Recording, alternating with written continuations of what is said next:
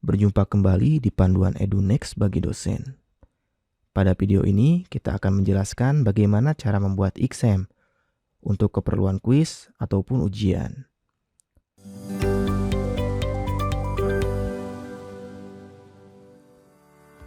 Dalam kegiatan perkuliahan selama 1 semester, terdapat poin pelaksanaan ujian ataupun kuis yang harus dilakukan oleh mahasiswa. Di EduNext telah tersedia fasilitas pembuatan ujian ataupun kuis melalui fitur exam.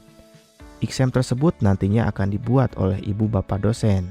Bisa untuk keperluan UTS, UAS, ataupun kuis dengan berbagai konfigurasi exam yang dapat mendukung kegiatan ujian ataupun kuis yang akan dilaksanakan oleh mahasiswa ataupun peserta ujian.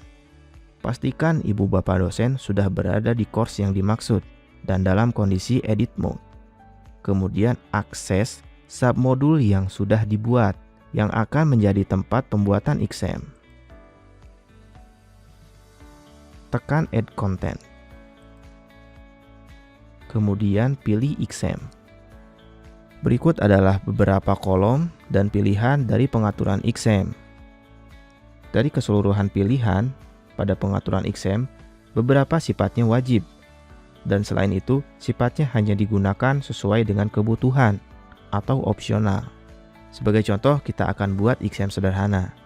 Pertama-tama kita masukkan judul pada exam title, misalkan kita masukkan UTS. Kemudian kita pilih tipe examnya. Di sini ada final exam, mid exam, kemudian quiz. Kita pilih mid exam. Selanjutnya, di sini ada introduction. Pesan ini akan muncul dalam bentuk pop-up ketika mahasiswa mengakses ujian tersebut. Pesan tersebut ibu bapak bisa ubah sesuai kebutuhan. Selanjutnya ada show score. Jika diaktifkan, maka peserta ujian dapat melihat skor yang didapat setelah ujian berakhir. Kita aktifkan. Kemudian show solution.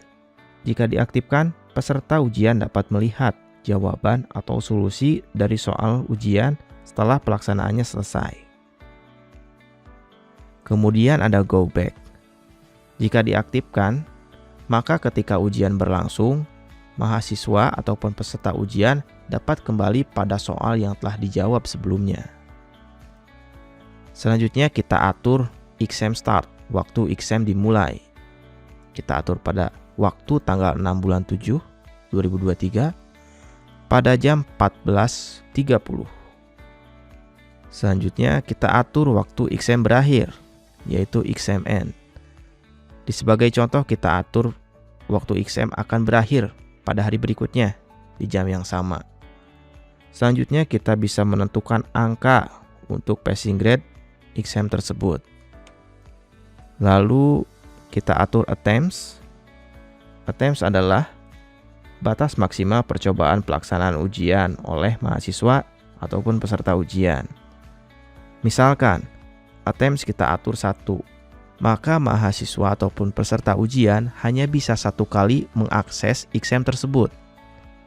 Jika ada kasus, mahasiswa atau peserta ujian tersebut sedang melaksanakan exam dan tiba-tiba keluar dari pelaksanaan ujian dan ingin mengakses kembali exam tersebut, itu sudah tidak bisa.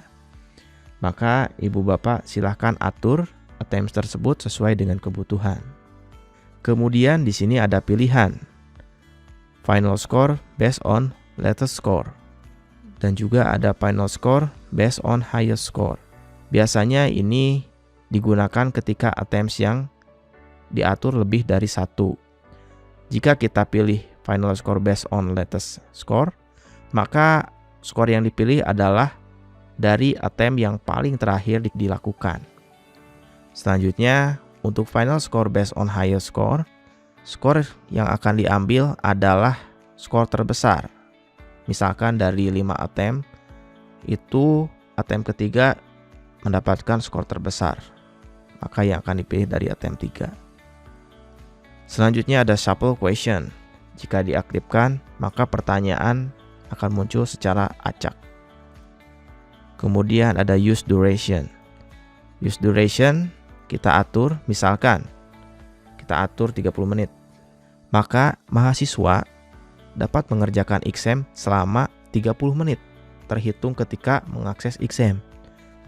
Ini merupakan pengaturan exam yang sederhana. Ada beberapa fitur lain yang dapat digunakan sesuai kebutuhan.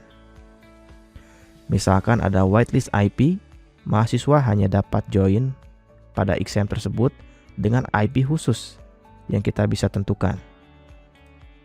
Selanjutnya ada essay grader. Lalu ada Save Exam Browser. Jika ibu bapak ingin menggunakan aplikasi Save Exam Browser, fitur ini wajib diaktifkan. Lalu ada Mobile Only. Mobile Only ini wajib diaktifkan ketika ibu bapak dosen ingin melaksanakan ujian menggunakan device mobile dengan aplikasi Cognitia for EduNext Mobile Apps. Lalu ada Exam Token. Fitur ini disediakan untuk kebutuhan pengaturan ujian, di mana untuk mengakses exam memerlukan token. Jika sudah pengaturan exam sesuai, ibu bapak silakan tekan submit untuk melanjutkan, atau untuk membatalkan dapat menekan cancel. Kita tekan submit. Sampai sini, ibu bapak dosen sudah berhasil membuat exam. Misalkan ibu bapak ingin mendelete exam yang sudah dibuat ini, bisa tekan delete exam, ataupun ibu bapak ingin mengubahnya, tekan edit exam. Kemudian di sini ada inactive, menandakan bahwa exam tersebut dalam kondisi inactive. Exam ini dapat diubah menjadi aktif ketika sudah ditambahkan soal. Maka langkah selanjutnya ibu bapak hanya tinggal menambahkan soal pada exam yang sudah dibuat. Kita akan bahas pada panduan berikutnya.